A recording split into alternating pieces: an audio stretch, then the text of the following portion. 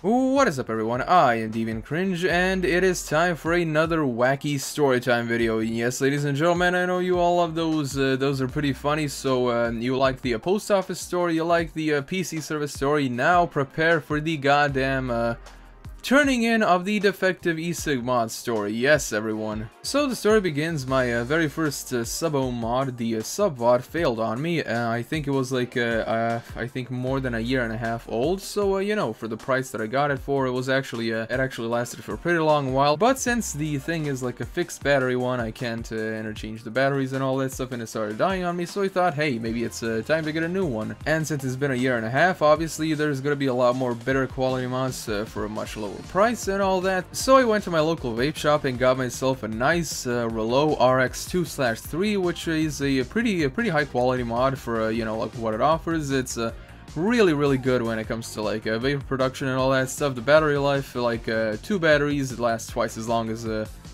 single battery mods and all that stuff. It's actually pretty cool, and it also comes with like a extra door where you could use like 3 batteries if you want to go like really outrageous cloud chasing mode and all that stuff. It's actually pretty cool. And the guy that works at the store also said that this mod, like he actually has one of them, and it's actually one of the highest quality ones for the price that I wanted and all that stuff. But unfortunately, the mod has like one tiny little flaw.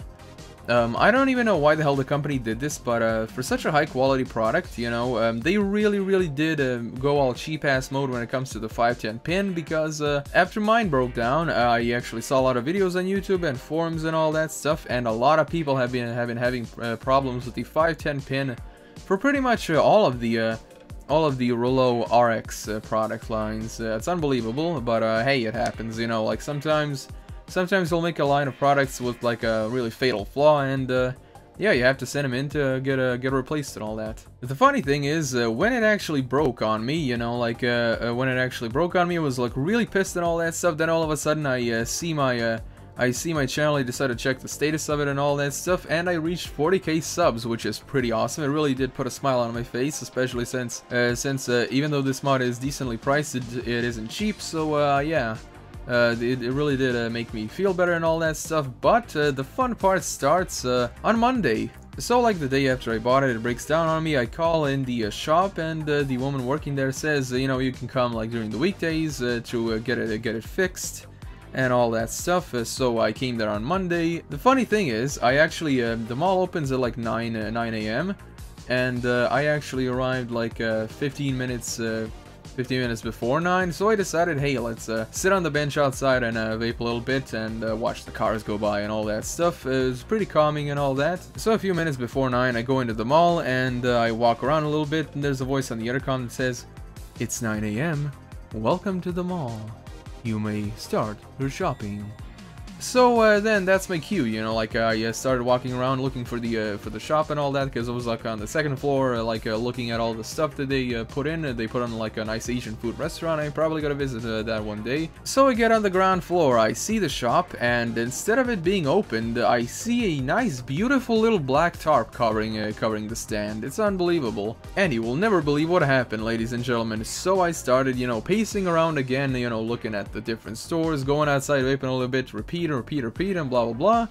And then the store finally opens up, and the funny thing is, it's almost 10, so I pretty much waited almost an hour for the thing to open. Out of all the stores, that was the only stand that was actually closed. And the funny thing is, the woman that came told me that the guy that was supposed to work there, which I think she was referencing the guy that I talked to on Friday, she said, "Oh, my colleague slept in, so I guess I'm on duty now." Beautiful. Oh, and by the way, before I continue, I'd also like to say that unlike the PC service people and the post office, you know, this one was actually pretty nice and all that, and nice and professional. So I'm not trying to hate on anyone. Just to get that clear first off. So when the woman finally sets everything up, you know, like the cashier, the computer and all that stuff, I show her everything, explain everything. She kind of like tests it out, does the same thing, you know, like swaps out different addies. And of course, my atomizer, the ornate one that I got, is perfectly fine. The problem is with the mod itself, so she told me that I could actually turn it in. And since it's a commission-based product, meaning that it's, you know, usually handmade, it's made by the company Wismec and all that stuff, which is owned by Joytech. So she's basically said, since it's a commission-based product, she cannot immediately give me a replacement. She has to send it in to the manufacturer so they can check it out. If they can repair, they give it back to me, and if they can't, they'll just send me a replacement. I honestly hope if they send me a replacement, they'll send me a newer model, like one of the ones built in 2017, the same model, but you know, like in a different differently constructed, so it probably doesn't have the fatal flaw and all that. And she also told me that because, you know, I'm gonna have to send it into service, they're obligated to give me like a replacement, you know, a temporary replacement, temporary use item and all that stuff. And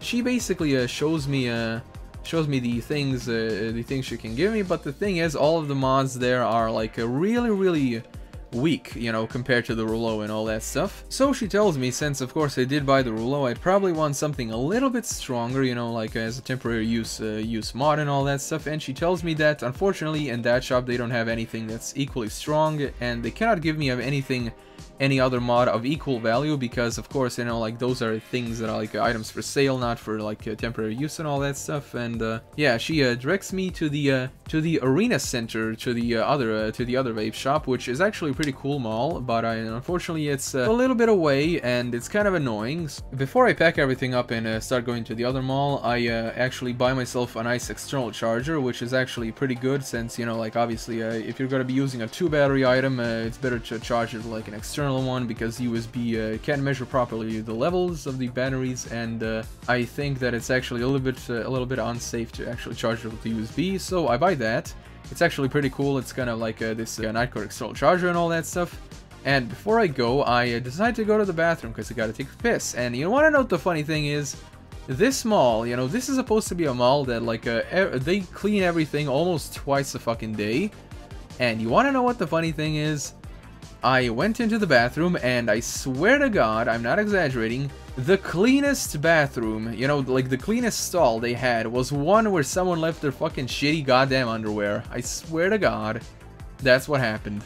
And I basically had to hold my nose and swallow my pride and dive into the maw of the beast. So after all that was said and done, I go to the kiosk and get myself a transport ticket and all that. I go to the mall, you know, and since, of course, the mall doesn't really have a direct tram line to it, there's actually like a roundabout, you know, like that actually goes around, and the tram actually goes to the right, like to a bridge. Yeah, you have to walk a pretty good distance, and it was really hot, you know, for the morning. I think it was like around 10, and it was like scalding hot, so yeah, I had that to deal with. So I finally get to the mall. I scour through the humongous corridors of shops they have there, which is actually pretty cool, but kind of like there's so many of them you just can't tell where the hell everything is. I get there and I finally, you know, like I tell him what happened and blah blah blah, you know, like the guy packs the item, and for a replacement he actually gives me like the strongest temporary use item he has. It's an E-Leaf E-Cig Power, and unfortunately it's also like a fixed battery one.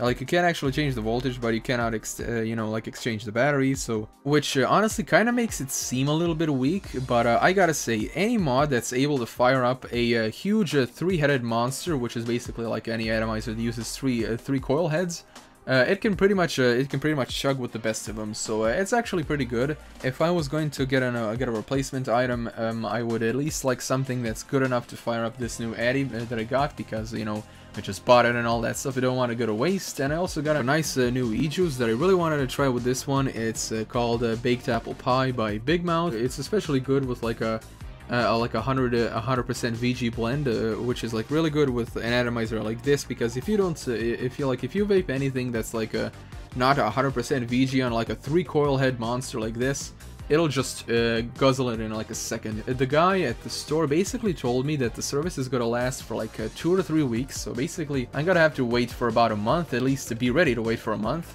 which kind of sucks, but you know, like I can't actually contact the support, so I can monitor how it's going on.